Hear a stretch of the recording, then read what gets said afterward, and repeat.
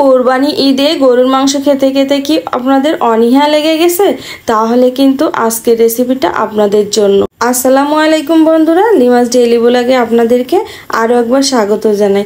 বন্ধুরা, আজকের রেসিপিতেই থাকছে কিন্তু ঝাল রোস্ট।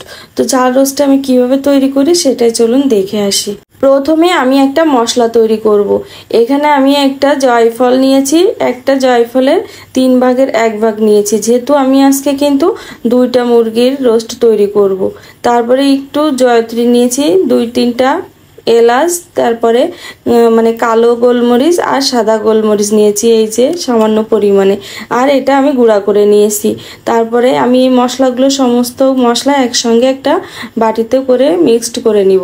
আমি স্বাদ মতো লবণ, তারপরে হলুদের গুঁড়া দিয়েছি, তারপরে এখন মরিচের গুঁড়া দিয়ে দিলাম 1 চামচের একটু বেশি, 1 চামচ জিরার গুঁড়া আর 1/2 চামচ গরম মশলা গুঁড়া। তারপরে সবগুলো মশলা কিন্তু আমি মিক্সড করে নিব, পানি দিয়ে একটা পেস্ট তৈরি করব যেহেতু গুঁড়া মশলা। তারপরে আমি একটু কিছু পানি দিয়ে দিয়েছি, আর মানে আদা বাটাটা আমার ফ্রিজে ছিল, তো তা থেকে আমি 1 টুকরা আদা বাটা দিয়েছি আর 2 চামচ রসুন বাটা দিয়েছি। দিয়ে এখন আমি সমস্ত মশলাগুলো কিন্তু এই যে একটা চামচ দিয়ে আমি একদম একটা মিক্সড করে নিব। তো এই মশলাটা দিয়ে কিন্তু আমি আর ঝাল রোস্টটা রান্না করব। এখানে আমি 2টা মুরগির এই যে 8 পিস রোস্ট আমি ধুয়ে পরিষ্কার করে পানি ঝরিয়ে নিয়েছি। তারপরে এখানে লবণ মাখিয়ে রাখবো। তো লবণটা মেখে আমি এখন চুলাতে চলে যাব। চুলাতে আমি একটা কড়াই বসিয়ে দিয়েছি, দিয়ে দিলাম পর্যাপ্ত পরিমাণে তেল। তেলটা গরম হইলে একে একে আমি রোস্টের পিসগুলো দিয়ে ভেজে নিব। আমি একটু গোল্ডেন ব্রাউন করে ভেজে নিব রোস্টের পিসগুলা। তারপরে এই যে আমার 2বারে দিব, আমার 8 পিস রোস্ট আমি 2বারে দিয়েছি, যেহেতু আমার কড়াইটা একটু মানে অতটা বড় না এই জন্য। তারপরে আমি আরও 4 পিস রোস্ট ভেজে নিয়ে আমি সবগুলো রোস্ট ভেজে উঠিয়ে নিলাম। তারপরে এই একই তেলের ভিতরে আমি এই যে আমার রোস্টের পিসগুলো ভাজা শেষ, একই তেলের ভিতরে আমি দিয়ে দিলাম 1 মুঠো পেঁয়াজ কুচি, দিয়ে আমি প্রথমে ভেজে নিব। পেঁয়াজটা আমি একটু লাল লাল করেই ভাজবো, একদম বেরেস্তা হবে না, একটু কাঁচা কাঁচা থাকবে। তারপরে সেই মশলাটা তৈরি করে রাখছিলাম, সেই মশলাটা আমি দিয়ে দিলাম। এই মশলাটা দিয়ে আমি কিন্তু আর এক্সট্রা কোনো মশলা আর দিব না।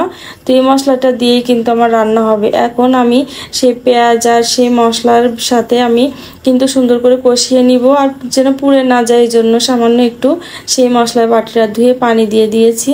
তো এই ঝাল রোস্টার মজার হওয়ার একটা সিক্রেট টিপসও হলো, এই ঝাল রোস্টটা কিন্তু মশলাটা অনেক সুন্দর করে কষাতে হবে। প্রায় 6-7 মিনিট সুন্দরভাবে কষিয়ে আমি একটু পানি দিয়ে সেই রোস্টের পিসগুলো দিয়ে দিয়েছি। তো এটার সঙ্গেও কিন্তু মশলাটার সঙ্গেও আবার এই রোস্টের পিসগুলো আমি একটু 2-3 মিনিটের মতো কষিয়ে নিব। তারপরে এই যে ঝোলের পানিটা দিয়ে দিব, যেহেতু একটু জাল হবে রোস্টের পিসগুলো, এই জন্য আমি এই যে এখানে বেশ একটু পানি দিয়ে দিয়েছি।